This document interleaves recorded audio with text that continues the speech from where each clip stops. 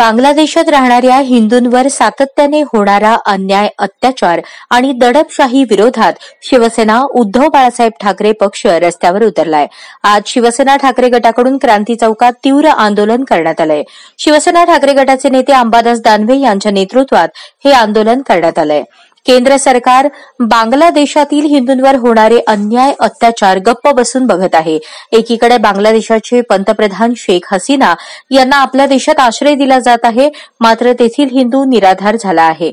मागील काळात केंद्र सरकारने नागरिकत्व दुरुस्ती कायदा आणि नागरिकत्व नोंदणी कायदा करण्याचा निर्णय घेऊन स्थलांतरित पीडित हिंदूंना भारताचे नागरिकत्व देण्याचे ठरवले होते। मात्र सध्या बांगलादेशात हिंदूंवर मोठ्या संख्येने अत्याचार होत असताना केंद्र सरकार गप्प बसून आहे, अशी प्रतिक्रिया अंबादास दानवे यांनी दिली आहे। बांगलादेशील हिंदूंच्या विषयी मोर्चे काढले, निवडणुका झाल्यावर लोक झोपलेले आहेत का? निवडणुकाच्या आधी राजकारण करण्यासाठी बांगलादेशाच्या संरक्षणासाठी या हिंदुस्थानात त्यावेळेस मोर्चे काढले गेले। आता निवडणुका झाल्यानंतर या राज्यातली, या देशातली जनता किंवा जी संघटना, ज्या संघटना विशेषतः भारतीय जनता पार्टी याच्यामध्ये पुढाकार घेत होती, मला वाटतं फक्त निवडणुका आल्या की हिंदुत्व आणि निवडणुका केल्या की हिंदुत्व विसरणं। शिवसेना सातत्यानं, मग काश्मीरमधील पंडित असतील, नाही तर पाकिस्तानमधील हिंदू असतील आणि बांगलादेशमधील हिंदू असतील, यांच्या सगळ्यांच्या विषयी शिवसेनेनं सातत्यानं सकारात्मक भूमिका घेतलेल्या आहे।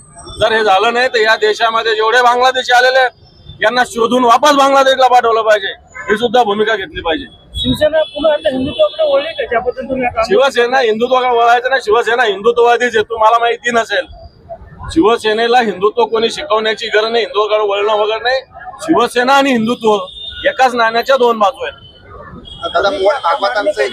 तुम्ही जी आता मागणी केली की बांगलादेशींना परत बांगलादेशमध्ये पाठवा, या तुमच्या मागणीला तुमच्या महाविकास आघाडी, मला असं वाटतं, मला महाविकास, हे शिवसेनेचं आंदोलन आहे, ही शिवसेनेची भूमिका आहे।